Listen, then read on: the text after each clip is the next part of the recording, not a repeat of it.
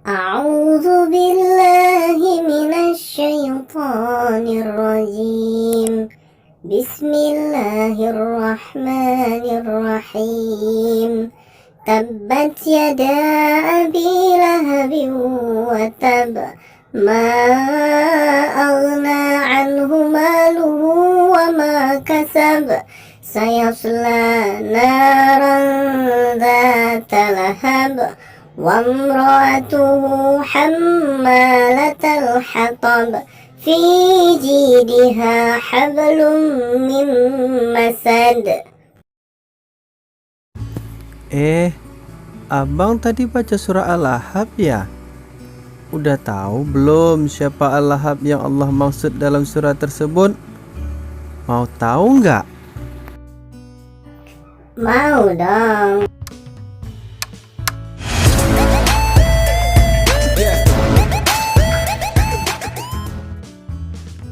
Assalamualaikum warahmatullahi wabarakatuh. Pada pembelajaran kali ini kita akan belajar tentang ketabahan Nabi Muhammad SAW dalam berdakwah.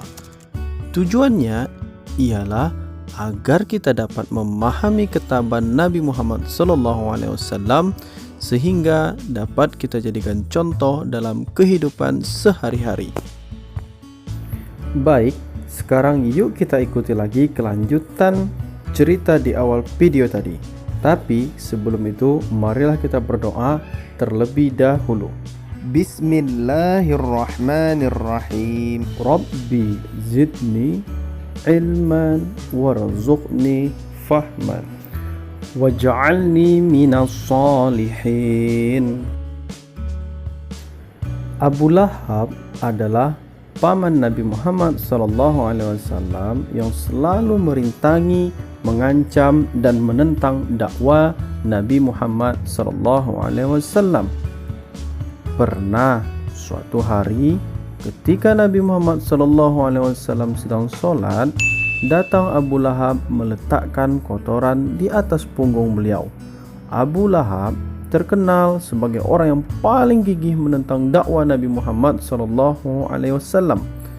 Begitu juga dengan istrinya. Bahkan balasan dari kekejaman mereka Allah abadikan dalam Al-Quran pada surah Al-Lahab yang telah dibacakan tadi, yang mana dalam surat tersebut Allah menceritakan bahwa mereka akan dimasukkan ke dalam api neraka yang bergejolak. Tapi walaupun terus dijahati, Nabi Muhammad SAW tetap tabah dalam menjalankan dakwanya. Bahkan bukan hanya tabah dari kekejaman Abu Lahab, tetapi juga tabah dari ancaman para penguasa Mekah lainnya dan kaum kafir yang juga tidak menyukai dakwah Nabi Muhammad SAW. Mulai dari menyebarkan kebohongan tentang Nabi, melempari Nabi dengan kotoran binatang saat sholat, hingga memboikot atau mengucilkan Nabi, keluarga Bani Hashim, dan para pengikut Nabi. Akibatnya, Nabi dan umat Islam pada waktu itu menderita kelaparan, kemiskinan, dan tidak bisa berhubungan dengan dunia luar yang menyebabkan penderitaan yang luar biasa bagi umat Islam pada masa itu. Isi pemboikotan itu adalah kaum kafir Quraisy tidak boleh melakukan jual beli dengan Bani Hashim, Bani Abdul Muthalib, dan umat Islam.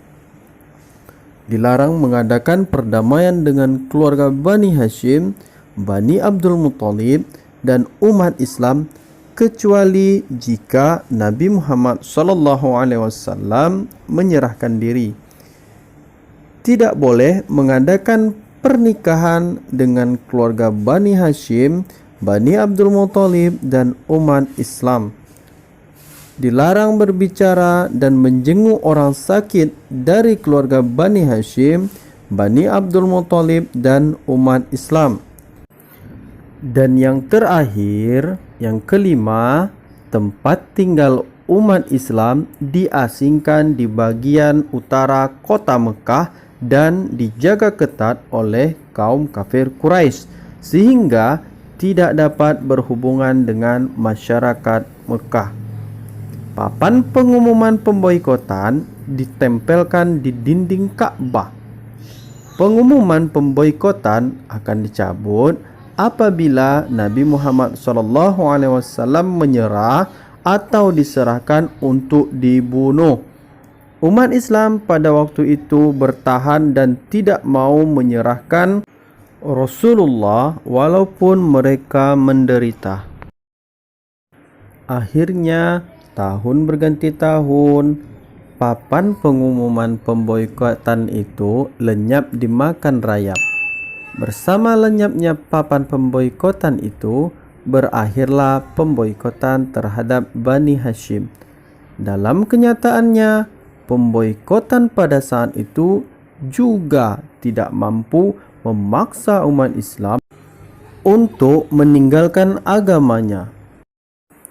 Nah, sejatinya kita dalam memeluk agama Islam ataupun berdakwah harus mampu mencontoh ketabahan Nabi Muhammad dan para sahabatnya, Bang. Wah, ternyata ketabahan Nabi Muhammad SAW sangat luar biasa ya saat berdakwah. Kalau gitu, Abang akan mencontoh ketabahan Nabi dalam menjalani kehidupan ini, terutama dalam semangat belajar. Jangan lupa like, comment, dan subscribe karena subscribe itu gratis.